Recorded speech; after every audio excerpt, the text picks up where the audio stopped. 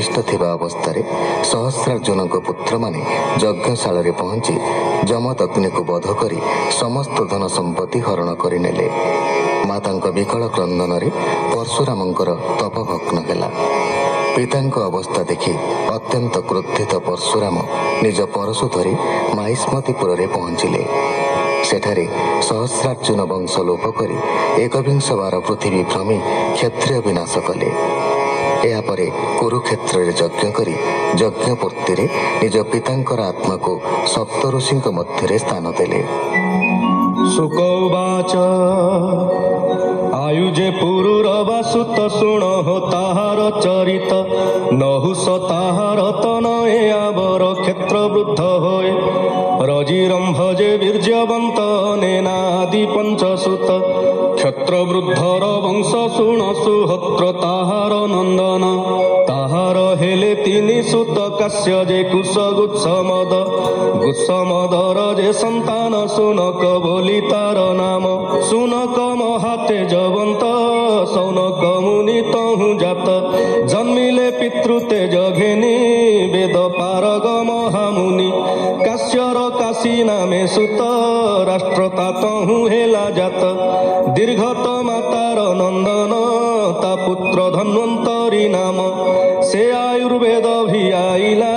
प्राणीक व्याधि नाश कला से यज्ञ भोजी विष्णु अंश स्मरणे सर्वरोग नाश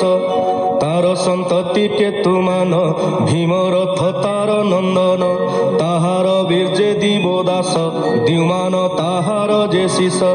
ता नाम प्रतर्दन ख्यात के अबा बोले शत्रुजित ऋतध्वज कुबलयास्व बोलंती पुणी ताकु वत्स अलर्क आदि तहु जन्म शुण हो तार गृह कर्म 60 सहस्र बरस अधिके 60 शत शेष अवनी तले होई राजा धर्मे पालिले जन प्रजा संतति अलर्कर पुत्र सुनिथ तातहु संभूत पुत्र ताहार सुकेतन धर्म केतु तार नंदन सत्य केतु ताहार सुत दृष्ट केतु तार पत्य सुकुमार तार तनुज अनेक दिन कला राज्य तहु जन्मिला बीती होत्र भर्ग जे तार तहु जात ताहार पुत्र भार्ग भूमि एबे हो शुण नृपमणि एमाने काशी वंशे राजा धर्मे पालिले जन प्रजा ताहंक नामे कंपे भूमि जमन पारे जहि भ्रमी रंभर पुत्र जे रभस गंभीर हुए तार वंश अक्रिय गंभीर सुत ता क्षेत्रे विप्र हेले जात अनेना आयुर कुमार शुण कहिबा वंश तार शुद्ध जे अनेनार सुत ता तहु सूची हेला जात कहिबा ताहार संतति त्रिककुद धर्म सारथी ताठारु शांतरय जात से कृत कृत्य आत्मवंत ए गोत्रे ब्रह्म ज्ञानी सुते जन्म लभिले जगते एबे रजिर पुत्र जेते भावे कहिबा तो अग्रते तार कुमार 500 तेज प्रताप अप्रमित असुरे आसी अंतराळे इंद्र को भारिले बळे इंद्रदेवंक तुले आसी रजी को कहिले विश्वासी भो राजा तोर पुत्र गणे जिणिबे असुरंकु रणे मोते कहिले बृहस्पति अन्यथा नाही जये गति हेमंत कही देव युद्ध घेनाई 500 सुत स्वर्ग आवरी युद्ध करी अनेक असुर संहारी इंद्रंकु स्वर्ग राज्य देले ता देखी इंद्र तुष्ट हेले पुणी से राज्य रजी हस्ते न्यास करिले से विश्वस्ते इंद्रर तुले तार सुते स्वर्गे रहिले दीना केते हेमंते केते दिन अंते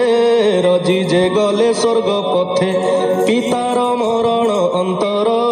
इंद्र मागिले स्वर्गपुर तदंते ताहार तनुज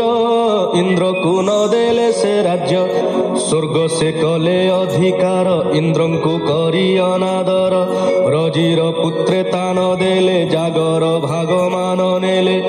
रजित नयंकर मति नाश करिले बृहस्पति स्थापिले इंद्र अधिकारे सुधर्मा सभारे व्यवहारे इंद्र पाइले स्वर्गे स्थान एबे तु शुण नृपराण कुश जे क्षत्र वृद्ध नाती ताहार सुत नाम प्रति ताहार संतान संजय तार तनय होए जय हर्य बल ताहार सुत तहु सहदेव संभूत सहदेवर पुत्रहीन ताहार सुत जयसेन संकृति ताहार तनय ताहार पुत्र अटे जय से क्षत्र धर्मे नत्यरत महारथी नामरे ख्यात ए सर्व क्षेत्र वृद्ध वंश कहिलु शुणिल नरेश एबे नहुष वंशमान कहिबु भविष्य पुराण वंशानुचरित ए बाणी शुणि संसारुतर प्राणी बोलई विप्र जगन्नाथ नवम स्कंधे भागवत इति श्रीमद्भागवते